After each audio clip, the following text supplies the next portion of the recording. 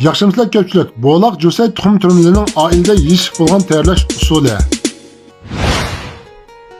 Oldi bilan unga muvofiq miqdorda xamirturush suda issiq suv quyib xamirni yugurib, o'rab 40 minut bo'ldirib olamiz. Mening boğlaq xamirim ko'pmayotdi, qattiq chiqib oldi degan do'stlar bu filmni inchikilab ko'rib chiqqan. Jusay bosh piyozni ushoq to'g'ri olib, bir qachiqqa tuxumdan 2 don chiqib, tuzni ozroq silib, qo'chib tayyorlab, qozonga bir cho'mish moy quyib, tuxumni qo'rib ilib, yaqindan yoqqa qo'llash kamchilik bo'lyapti.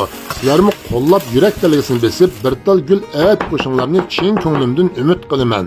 Qachiqqa to'ralgan Jusay tuxum bosh piyozni to'kib, muvofiq miqdorda tuz, qiyma xurjidan yarim qo'sh silib aralashtirib, qiymini tayyor qilib olib, xamirni suratda ko'rsatilgandek bo'ldirib, ambalni maylab to'kib, qo'l bilan bir oz besib, xosho bilan o'rab 10 minut tindirib olamiz. Bo'ldirilgan xamirni qanchaki tindirib tayyorlasangiz, suzuk ham paqroq chiqadi. Xamirni qo'l bilan nepiz holatda besilib, tayyor qilib olgan qiymini ustiga to'kib, tak yetib, chiroyli turib, jimbilni maylab ustiga qo'yib, suratda ko'rsatilgandek pichoq bilan gul chiqarib kesib olib, suv qaynaganda qasqonni esib, tuvoq nepib 15 minut dumlab pishirib tayyorlasak bo'ladi.